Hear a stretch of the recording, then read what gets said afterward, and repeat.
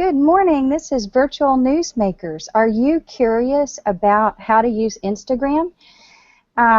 Today we have Jenn Herman joining us from San Diego, and Debbie is in Edmonton, Canada, and I'm in Miami, and we're going to be talking about how to use Instagram to help your small business and how to use it in your life.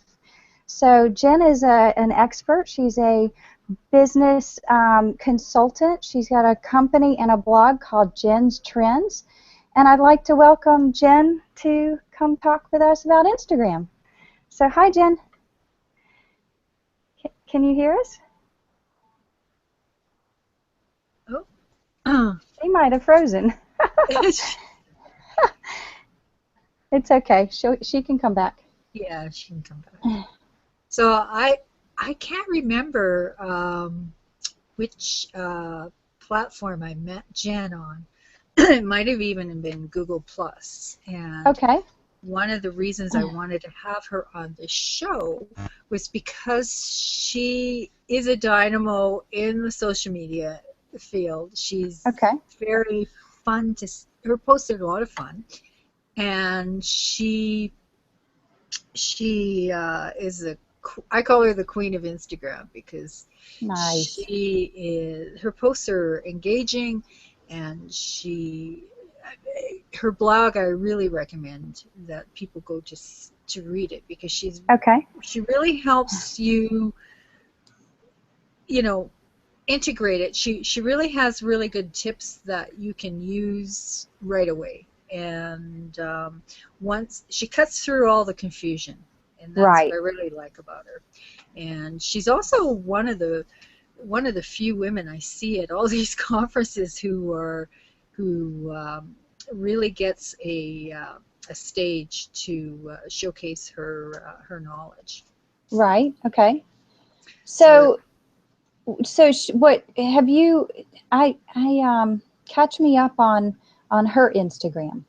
Her Instagram is it's personal. She talks about social media a lot, so she will be posting from the San Diego conferences as well. And very fun. And she, I'm just trying to open up her Instagram right now just to see her latest post. So she'll talk about it when she gets in. But like her last one was join us for social media training video with Instagram expert Jenn Herman of Jenn's Trends, and that's the photograph that's on her Instagram. That's the one she posted, and it's got a picture of her using a mobile device and a few other. It's kind of a collage, and then she so much fun when social media relationships collide in real life. I am a proud member of the Generation PR Insiders community, and I was thrilled when she invited me to answer the community's social media questions. So I just reading your last Instagram post there, Jenn, while you were trying to get back on. Of course, we were talking about this before we got on live, and of course we're talking about the technology and does it communicate and does it work, and then of course the moment she was about to hit the live button, it started talking. Oh no! So you're trying to refresh, and I gave up. I hung up and called back in. So hopefully we're good now. We're live. Yeah. Hopefully I won't get kicked off. So you can carry on where you were going to leave off there. Well, one of the tips I forgot to, we can use this as a quick learning moment for everybody, because one of the tips about Google Plus that I usually ask people to do is to copy the link so it's easy for them to get back in if they fall out. So because that is something, this is a technology that if you're not hardwired into your internet connection, Wi-Fi is not a stable, especially with the live streaming. So that being said, it's always a good thing to do. So I sent you the link to your Facebook. We're all good. Yeah, we're back. If you fall off again. Online, so hopefully we're all set. Okay, good. So anyways, I heard very scattered, heard the introduction, and then you said, "Are you ready to join us live?" But by then, I think I was already out of the call. Yeah. So yeah, hi, I'm Jen. It's nice to be Welcome. here. I'm excited to be here. So yeah, whatever we want to get started with, I'm ready. Okay, so how did you get started? Give us a little bit, how did you get started? What is it that caused you to start to consult with your clients? So I started my blog about 3.5 years ago, which is Uh-huh. jennstrends.com. And it was really one of those things. I'm a busybody. I'm a busy mind. I can't stand, being bored and not doing things. The more I do, the more my brain is like, it's like a muscle. The more I do, the more it works better. So I was the kind of person who I have a full-time day job, and I would do puzzles on the weekend, or we would go do things on the weekend. But I was like, I need something more. And so literally it was like a random Sunday afternoon. I sat down on the couch and I was like, I'm going to start a blog. Like totally like random. Like I had no plan. Right. Like this was not strategized. This was not a business. This was not like it was. I'm just going to start a blog. Right. But I didn't want to invest any money in it. So I did like the free WordPress.org. Yeah. And it was like everything was like, I didn't want to host anything. I used a free theme and all that kind of stuff. And I just started writing blogs. And it was, I know why, but at the time I was like, oh, well, this is really easy. Like I have people following me and I was getting invited onto Google Hangouts to talk to people. And Nice. like it really quickly developed. And the reason I think why is because I didn't use it as a business. I wasn't Yeah. using it to say I'm a consultant. I wasn't using it to say buy my services. I was just saying, hey, I wrote a blog post. And so after about 6 months, I realized, okay, this is viable. Like I need to, think more strategically about this. So that was when I actually went on to like an actual website, my own hosted website, and got a theme and got everything set up and did it much more, professionally. And I started offering Right. consultation services, excuse me, and doing more of that kind of business side of it. So I kind of did it a bit backwards. Most people start with a business and then try to build a brand. Well, I built a brand and then figured, hey, let's make it a business. So that was Well, how I got started. that's a perfect example, I think, of how to use social media right, because I think what happens is businesses try to use social media to market people to death instead of just being human voices. And and I think the thing that makes social media so wonderful is it enables us to be human and to have voices. So how you did it, I think, is probably a better way of organically growing your presence online. I wish more businesses did that. So she might be. Frozen again. Yeah. And that is exactly what she has done with her Instagram, Yeah. and why her Instagram is so popular. Okay, so I'm going to her Instagram right now. I Yeah. had such a busy business week that She has made the last post was probably a little more business, but it was yeah. conversational business, and she tagged another person in there and talked about them, and then the other thing she has is a lot of hashtags so where Yeah. they point out to, but she also posts pictures of her and her baby, and she does make her platforms personal, and I think that is the biggest thing to Yeah. everybody's success, is that they are personal. Um, I wonder if we can share the screen. Can I try that really quickly? Let's go sure. to let's see.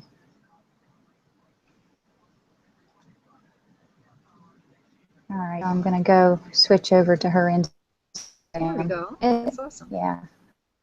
Yeah, so, what I like about it is she's got a very almost personal touch to it, but she's showing a lot of different sort of views and things in the world. Like, I love that layering of images and superimposed text over it.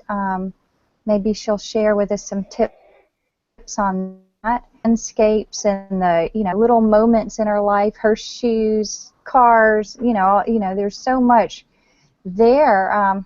Mari, um, it's just wonderful to see the variety, of people and places and things. And I think that that's what makes it really appealing, is that she's not trying to just shoot out a whole bunch of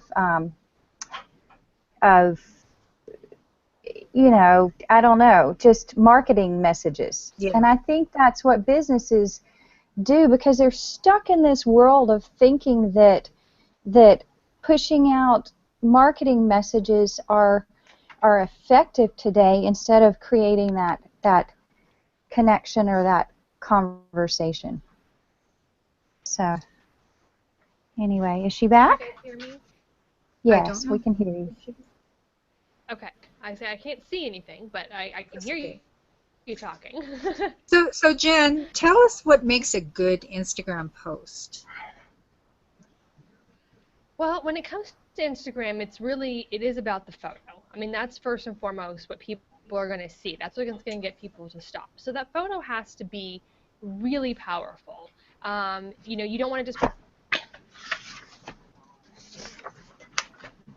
Oh, we're losing her again. Oh, darn. So powerful photo. And yeah, that I also find that it doesn't have to be a perfect photo, but there's a lot of filters you can use on the Instagram platform. Right. So we could do a screenshot of this show, and we can make it black and white, and we can fuzz it out. We can do all sorts of things with the photo on Instagram just to kind of make it different. Mm-hmm. And one of the things that I learned from Jen's blog is that you kind of make it like a mini blog. If you create your posts, her rule of thumb is have at least 1 or 2 paragraphs Really? and lots of hashtags. So if she's back, I'll let her continue. I'm back. Yay. Turn my camera off and see if that makes a difference. Yeah, sure. Yeah, that helps. That might help a little bit. So, Yeah. okay, so we were talking about a good Instagram post. Yes. So it's all about the photo. You don't want something that's blurry, pixelated, poor lighting.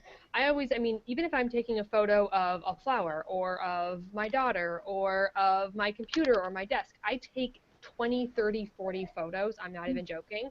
And I go through and Wow. immediately delete the ones that are not good, that have like something weird in the background or just bad angle. And then the remaining good ones, I go through and I'm literally scrolling through every single one, hyper analyzing. Okay, is this off? Is this turned a slightly different angle? Is the lighting better on this one? And you always want to pick that best photo because that's what people see in the feed. You don't want Yeah. something that they're just going to be like, oh, that's okay. You want them to stop because that's what gets them to read your message in the caption.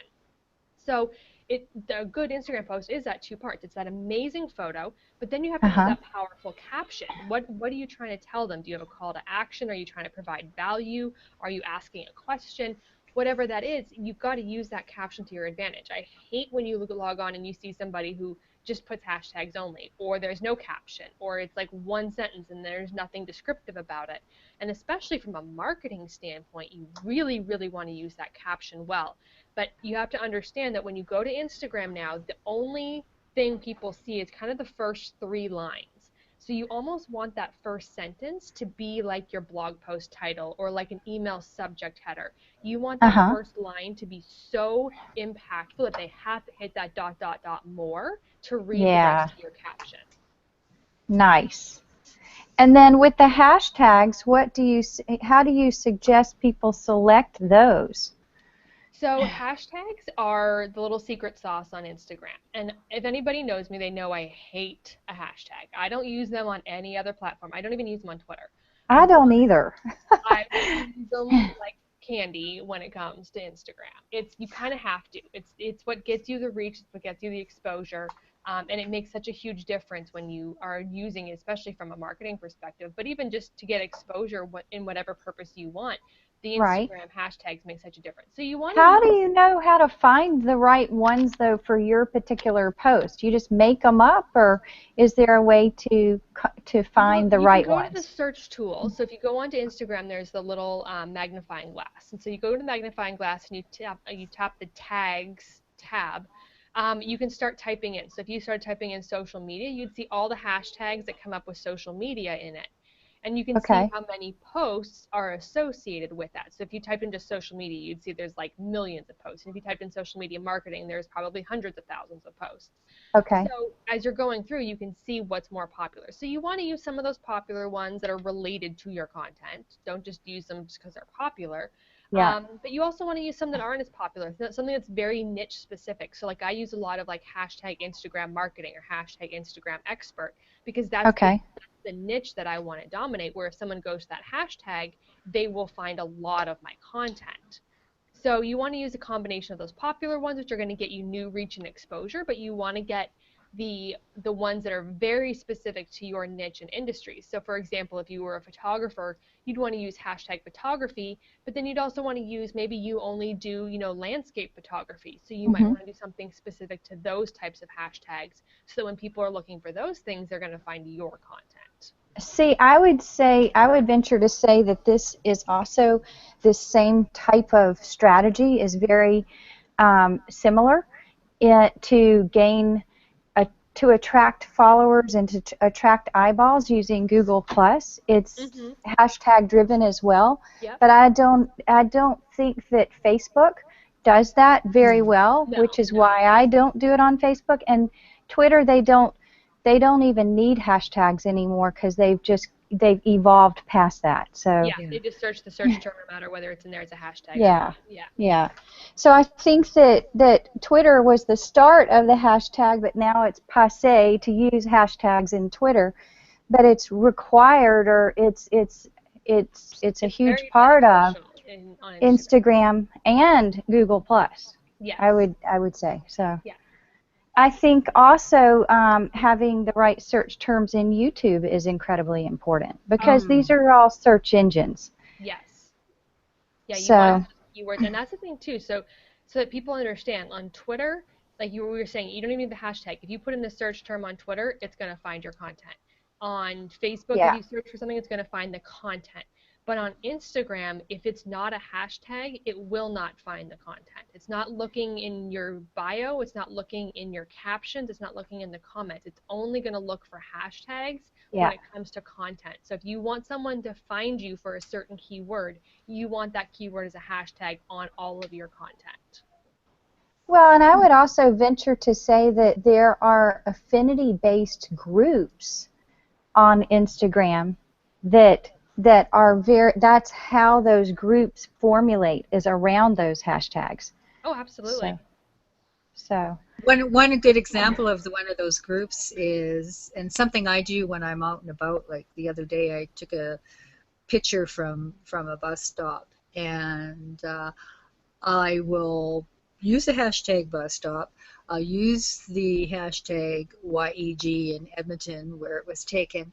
I'll also use the hashtag urban photography and city life, and I had actually gone through and checked some of those out to see what other people were posting under Hmm. those hashtags. So uh, yeah, you can. It's interesting to see, and since I've started using those hashtags, the people that I've been bringing to my Instagram and the ones that have been posting likes and commenting are people that are in that realm that are also using that other hashtag. And it's also how I found some really great photographs and content of other people using that. Another group that I haven't really posted a whole lot on it is street art and the graffiti art that's out there. There is a really huge trend of that on Instagram that is quite phenomenal to see some of the pictures that are shared on that platform. And I have to say, it's when like you mentioned you use like the YEG is Edmonton, and like YYJ is Victoria, YVR is Vancouver, and I have to admit, from what I've noticed, and for those who don't know, I am originally from Canada, so maybe that's why Ah, I'm more aware of it. But I know a lot of people in Canada use their city hashtag like that, and I don't see that a lot in the States. Like, I mean, if No. I'm like we downtown use San Diego, 305 for do you? Miami. You see 305, Okay. Oh, okay. Cafecito 305. We use really cultural things. There Okay. is a terrific PR and social media maven. Her name is Jenny Lee Molina, and she started Cafecito 305, and everybody takes pictures of their little which are little teeny tiny coffees, Cuban coffees, that everybody around 305 is our area code, but Right. at 305 every day in the afternoon, she does people start putting up images kind of related to Miami and coffee and whatnot under the hashtag Interesting. Cafecito 305. Yeah, so she really started that, and she's actually on probably the third picture over on my current Instagram. We're doing Cafecito, a celebration for her Cafecito 305. Huh. So, yeah, um, or 305 Cafecito. I'm sorry, that's the right one. So So, there's so many cool things to use Instagram for, and I think maybe we should kind of dive into some of that. I was mentioning one the other day. Um, it was I don't, it seemed like it might be a mock ad firm who is really a filmmaker, and they're doing little vignettes.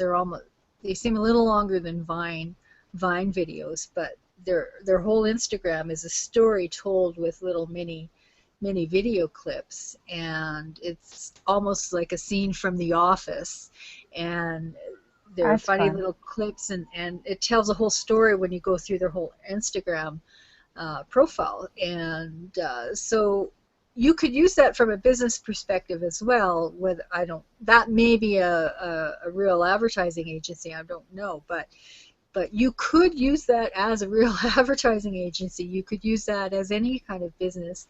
Use video vignettes or even pictures to tell a story. I've seen picture books done on Instagram. So Jen, can we talk a little bit about how some businesses can use it differently? Yeah. So, yeah, I saw that ad agency you sent me the link to, which is definitely like a bit of a unique way of doing it. Like you said, it's everything is short little videos, and it's meant to kind of give that behind the scenes kind of like real life experience of what it's like to work in their agency, and it's kind of comical, and I'm sure it's very scripted, and they plan out what they're going to do in each episode and that sort of thing.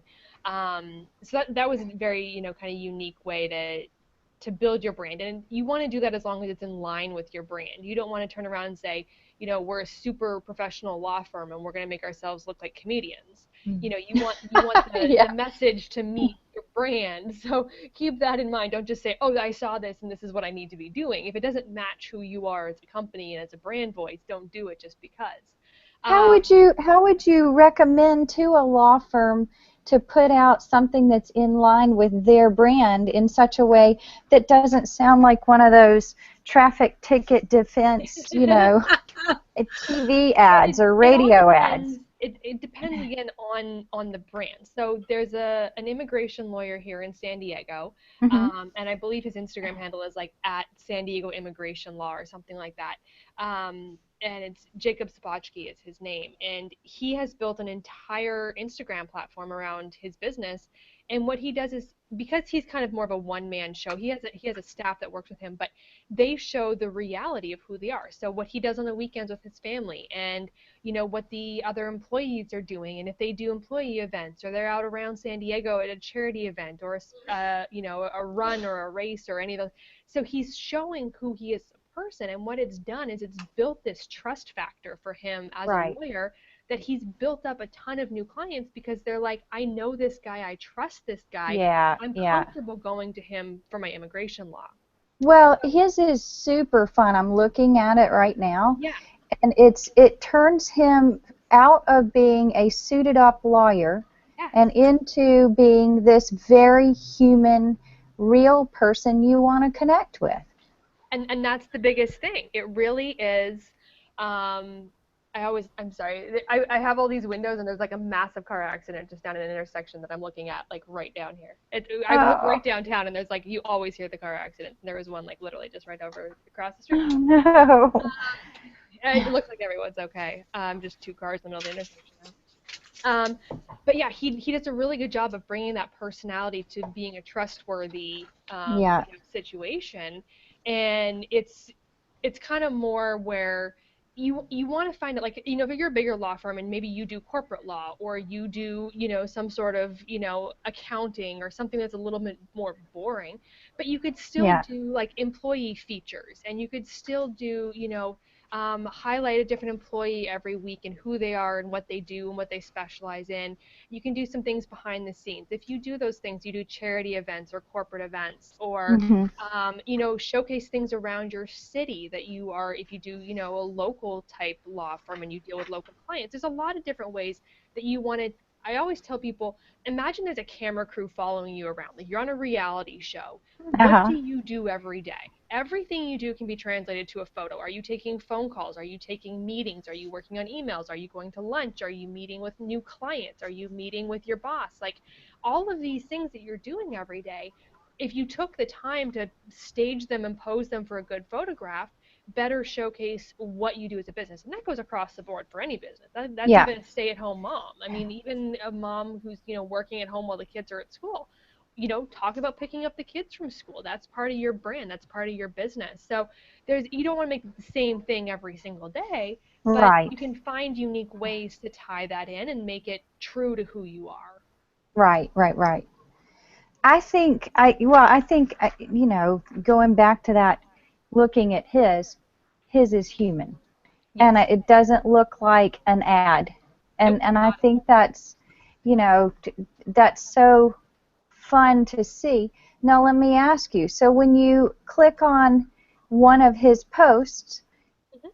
and you read whatever he's talking about, happy Saturday, I don't normally wear a hat, but when I do, and then all the hashtags, but it doesn't really seem to lead back to him. I wouldn't know to go to his, Well, it's because not every post he does is yeah, about building the business. It's about building himself okay, a trust factor. It's about building himself as a brand. And a lot of the people that follow him are already his existing clients. So he's not necessarily even going after, potential new clients. new, He's not saying that he's not, but he's keeping that relationship with his existing clients so that they are okay, more likely to give word of mouth. They're more likely to call him up when, and let's face it, most people who immigrate here are going to have family and friends who are going to immigrate here. So he's right, using that as a referral tactic as well. But he will occasionally, post something that's more business related, in which case then he says, go to the link in my bio or go to our website and that sort of thing. But right. yeah, and I think that's one thing that a lot of people don't understand is not every single post Yeah. needs to be business related. It could I literally get just be that. who you Yeah. are. Well, the thing is that I think that it falls more in line potentially with Facebook if you were thinking strategically for a business in terms of social Mhm. media, because when you're maintaining existing relationships and that word of mouth, that's for all the people who already know you. Whereas if you're trying to reach people who don't know anything about you yet, you might choose to use YouTube or Google where people are looking for an immigration lawyer, Mhm. that type of strategy. So it's a layer within And that that's the hits thing a certain audience. from What? you have to think about that from that business perspective is on average if someone's googling Instagram law or Instagram sorry immigration law, Right. they're going to go to Google to find an immigration lawyer. They're not going to go to Exactly. Instagram and say, oh, I wonder if there's an immigration lawyer on Instagram. Like they're less likely to, they might come across him Right. through a hashtag or something that is related to that kind of being in San Diego or something to do with immigration, but they're not going to Instagram to find an immigration lawyer. They are going to go to Right. Google to find an immigration lawyer. Just like on average, someone's not going to go to Instagram to find me as a social media marketer. They're going to find Right. about me on, whether it's Googling and they find my blog or something, but Yeah. they might come across me on Instagram looking for something else, and they come across my content, that then they find out who I am and what I do. So you can still find potential clients on Instagram, but they're coming across you more likely by accident Randomly. Yeah. than actually go and search you out, unless they already Right. know who you are and now they're trying to find you. Well, Instagram is owned by Facebook, Yes. which is why I could almost, if I were to consult with a business, which I have, recommend, base most of your strategy using something like Facebook or Instagram to deal, to keep your brand in front of your Yes. existing customers and keep them loyal and having fun and always on top of their mind, because those existing customers are always going to be your low-hanging fruit. It's easier to get sales or whatever it is you're trying to market to those customers through the places where they already are. But so what you're saying is Instagram isn't necessary. So if you were to be trying to market as a business to not existing customers, all the people who don't know about you yet, would you use something different? Well, I think that's where it has to be a multi-platform strategy. Right, So I right. definitely use Instagram to market to new people. I run Instagram ads to get myself in front of new people on Okay. Instagram. Uh-huh. I use certain hashtags in hopes of getting new eyeballs on my content, getting them to my page and realizing who I am and what I do. Um, Okay. when it comes to Instagram, because I do social media, I do what I call cyber stalking social media events. So if there's a conference in another town, another city, another country, Mm-hmm. I literally stalk that hashtag on Instagram, and I go through and like everyone's content. And then they turn around and they go, hey, this Jenn's Trends is liking all of my content. I wonder if they're at the conference. They go to my profile and go, oh, she's not at the conference, but look, she does social media marketing. And they end up Right. following me. Okay. All So there right. are a lot of ways you can go after those new potential clients in a very targeted way, but you don't want to just say, oh, I'm using Instagram and that's the only way I'm going to find clients. You definitely want to Right. think about things like, Twitter, Google, YouTube, your blog, your email Yeah. list, all those kinds of things. And you want them to all have that same kind of coherent message that they match up side by side, but that they're different on each platform. Yep. Going native. I get that. Exactly. And a lot of people don't get that, I think. And regular businesses, they need to be taught and trained that they need to be a polyglot social media wise. They need to understand that they've got to learn a lot of different languages and speak the native tongue on the native platform, as opposed to trying to put an Instagram post on Facebook. Would you agree? I agree 100%. And beyond that, it's knowing the target audience on each platform too. Yeah, So let's true. say hypothetically, if you were on Snapchat, you're probably looking at your 18 to 30 demographic. If you're on Instagram, you're probably looking at more like a 25 to 40 demographic. And if you're on Facebook, you're probably looking at like a 35 to 60 demographic. That's just general. Obviously, there's exceptions to those rules. But if Yeah, you're posting the same, let's say, message to all three of Snapchat, Instagram, and Facebook, you want to have maybe a similar photo or a similar message, but you're going to write it differently because you're speaking to three completely different generations. You're speaking to three yeah, different purposes. Likewise, if you throw LinkedIn in there, that's a completely yeah, different platform. totally. Yeah, So you want to have a similar message and the same voice, but you're speaking to a different audience, and you want to tailor that message across those different platforms. You want maybe the image to be a little bit different. Maybe it's a clear image on Facebook and maybe it's a filtered image on Instagram.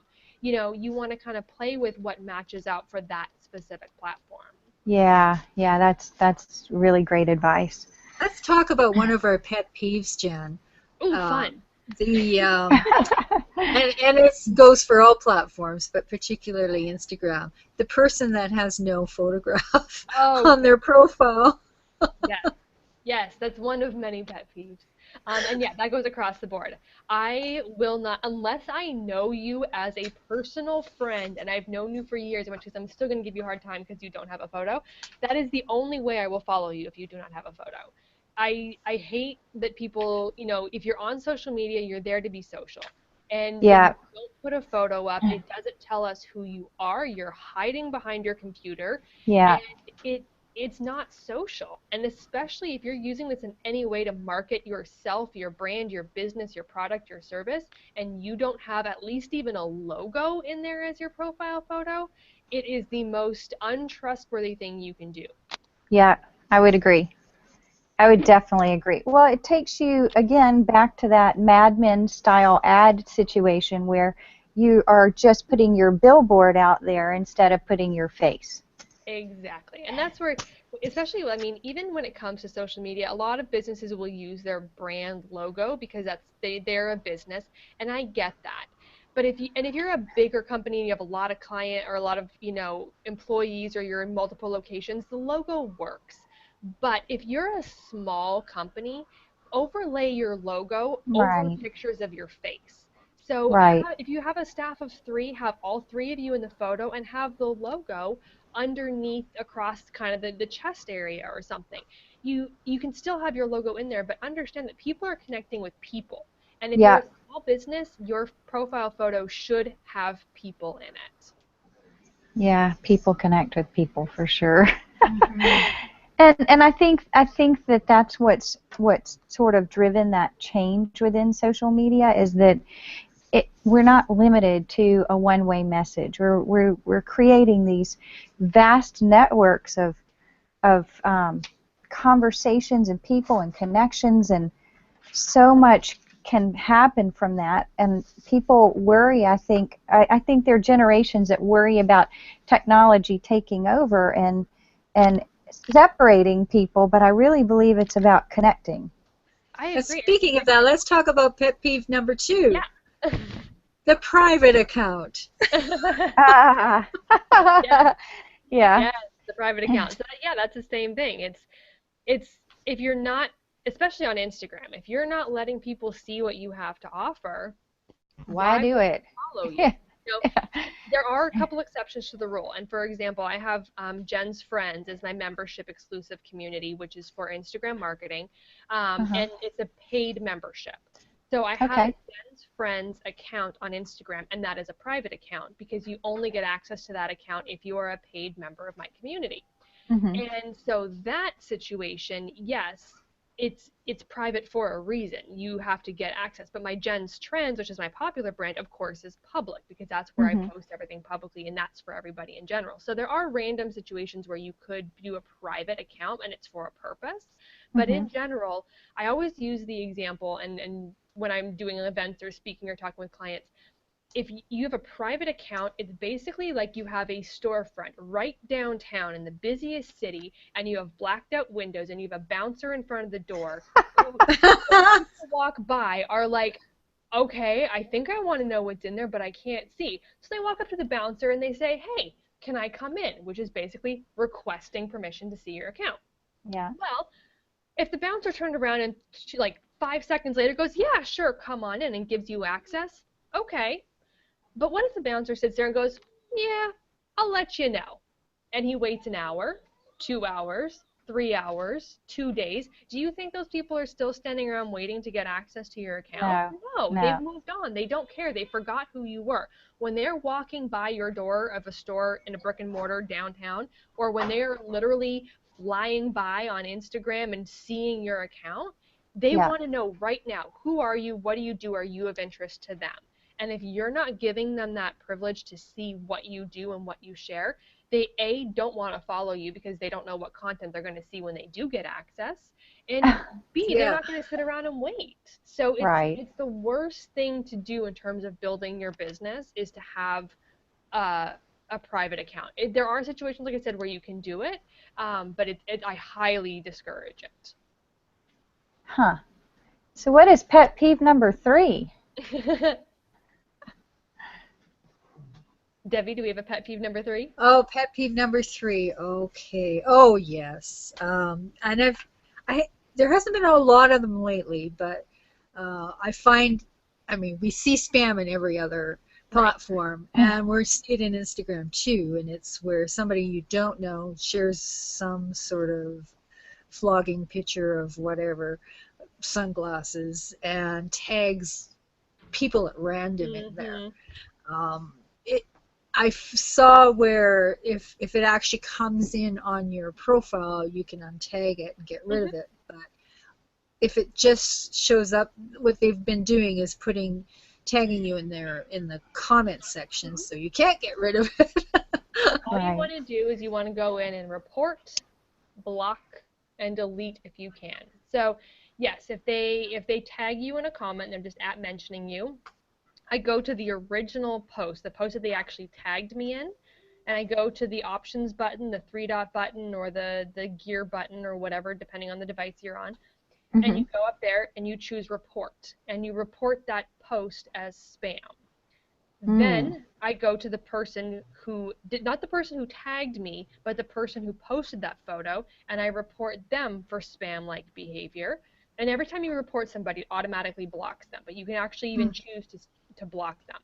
And then I go back to the person who mentioned me in the comment, and I block them and report them for spam-like behavior. So typically what happens is you use a hashtag that is more popular, and then that's how they find you, because they're trolling hashtags, and they go in and they steal your username, and they stick you in a bunch of things. And it might happen once, it could happen 3 or 4 posts in a row, it can kind of be repetitive. But the idea is that you just report them. It's time consuming, it's annoying, but the more we report them, the less that they're there. And yes, they're going to sprout up a new account somewhere else. It's inevitable, it's going to happen. You can choose to ignore it if you want, but absolutely, if they tag you in the photo where it shows up on your actual list of photos on your profile, go in and remove your tag. That is complete violation of Instagram rules to tag somebody who's not in a photo, and that goes for anybody. So if I took a photo of us doing this call and I tagged the two of you in the photo, I can totally do that because you're both technically in that photo. If I started tagging brands, like I have a Dell monitor, so if I tagged Dell because the Dell monitor is in the picture, yes, that works because technically Dell is in that computer. But if I started tagging 3 of my friends who aren't in that photo, that's actually a violation of Instagram's terms and conditions. So if people are tagging you and you're not in there, you absolutely have the right to tag or to report them for violation of terms of use and for spam. That's good to know. Yeah. So if you want to post something, I think what it is for me with Instagram is it's just posting out into nowhere. And I don't feel like it's really easy to connect with people on it.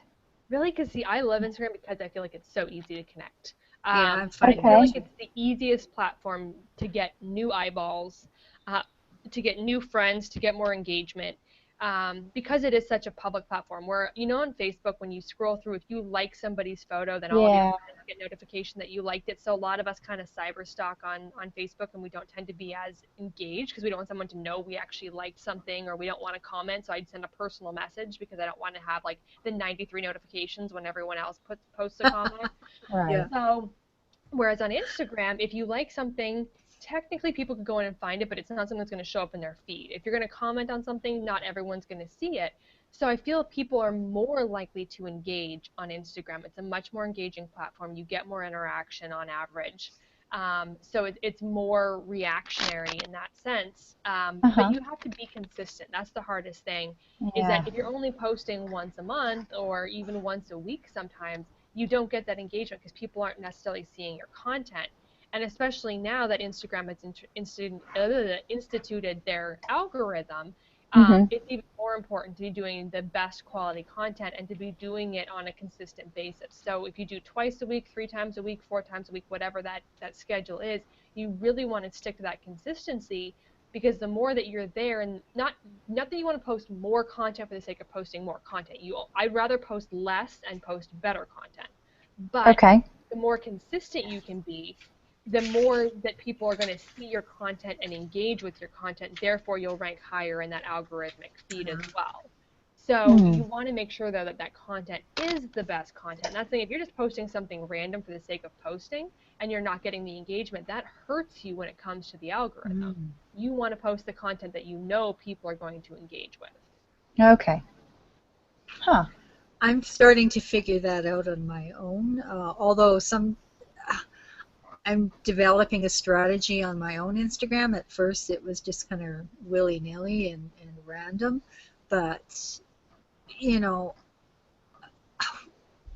it is still kind of a catch-all in a way. I mean, I think that we have to show we're human, but we show some of the things that we do, and I don't necessarily just do one thing, Right. but it's not. But I think my work is versatile enough. It kind of fits in a similar basket.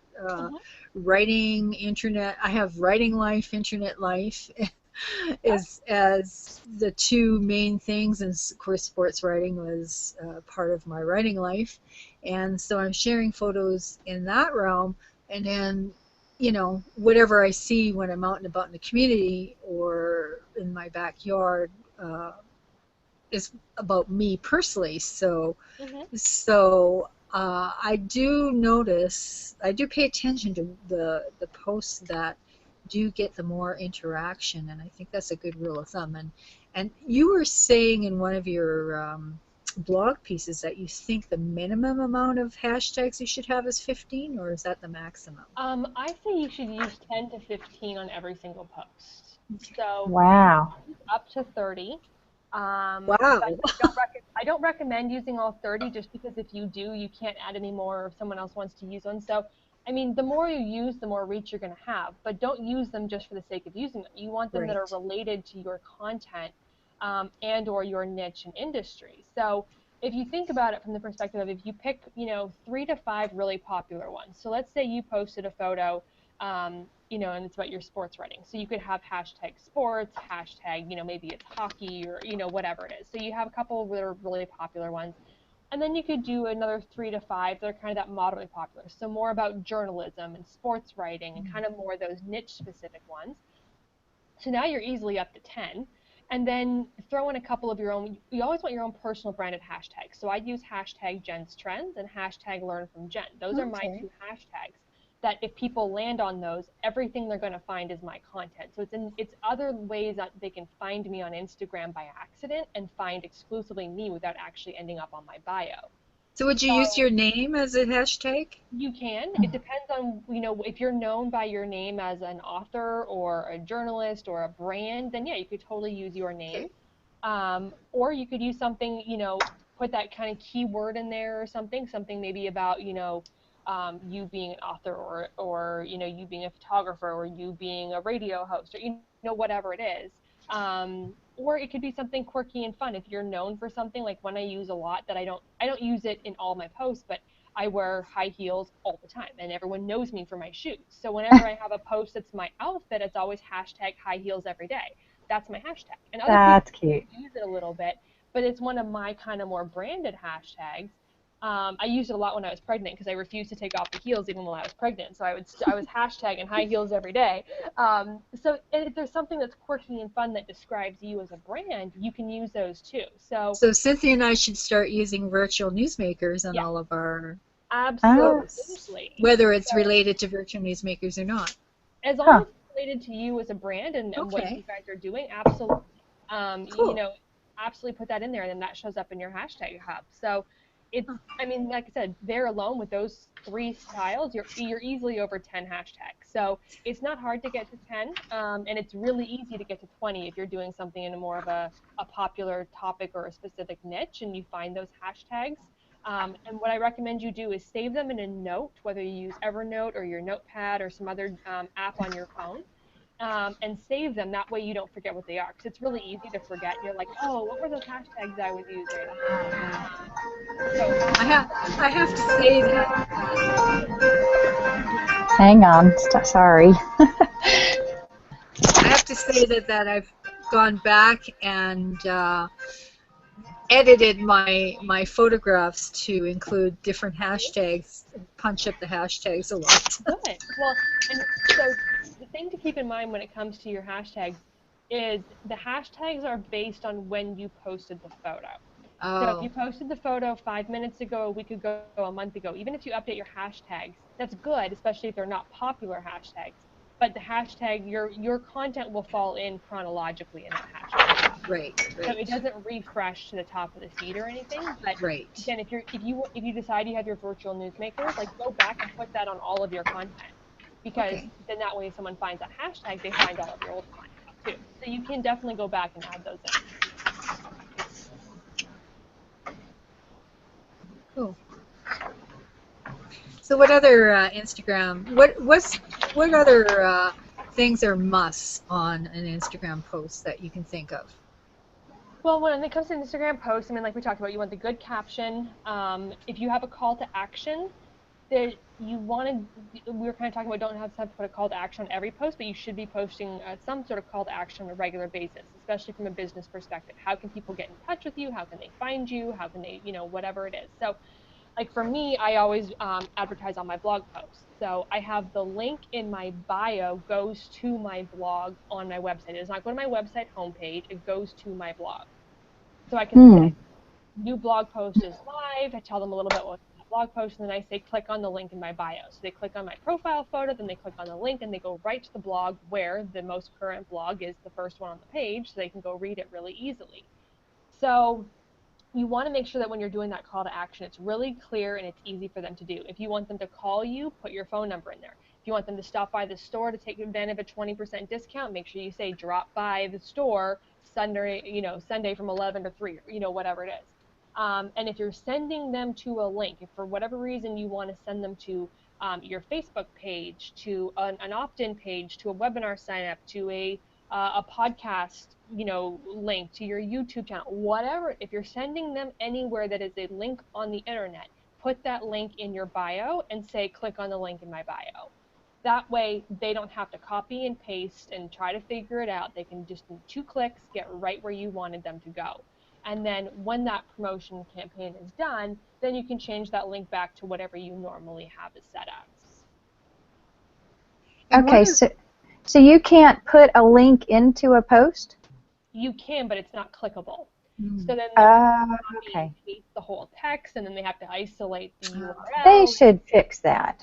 That's Everyone says that, but I hope they don't. I really don't want them to. And I know that someday they will, but I don't want them to, because that's one of the reasons I love Instagram, is that it's not a link dropping, Right.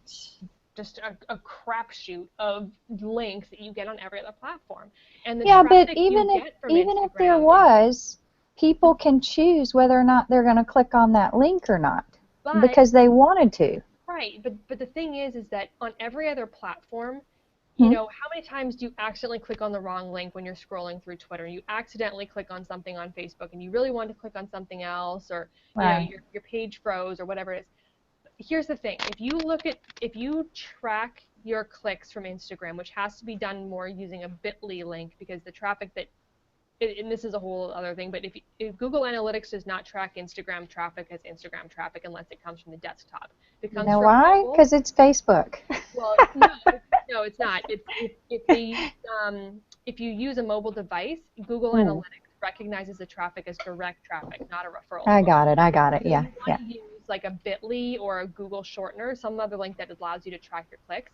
But if you look at the traffic that goes to your website from Instagram, the bounce rate is pretty much 0.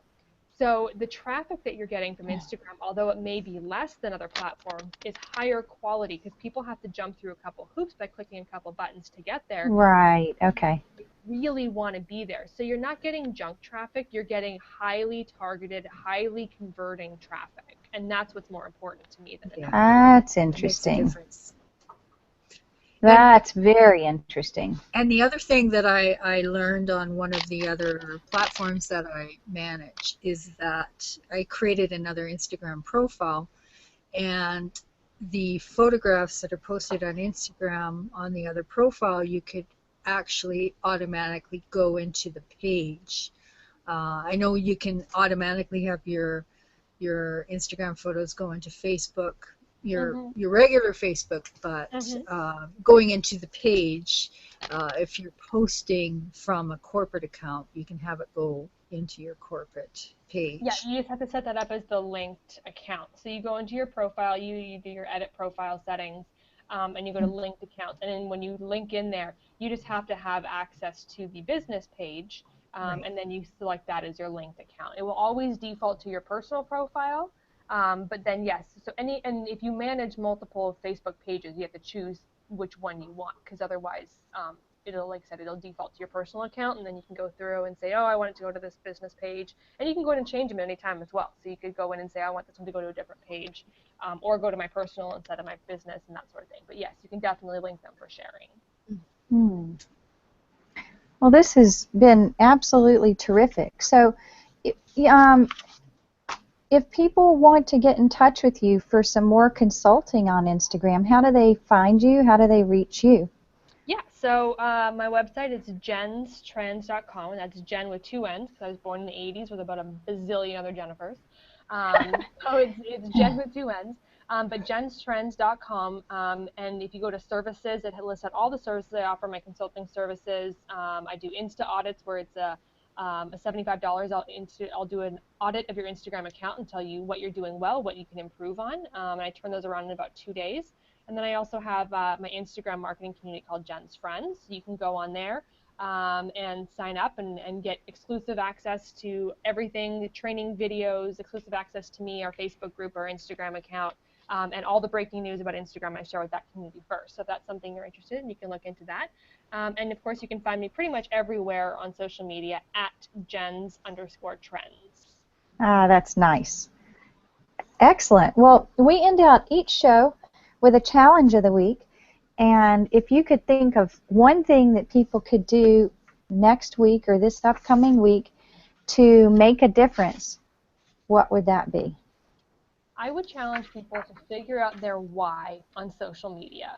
So some Okay. people jump on social media and it's kind of like they check the box. I'm there, I did it, move on. But they don't know why they're there. What is your goal? Why are you using social media? What is the purpose?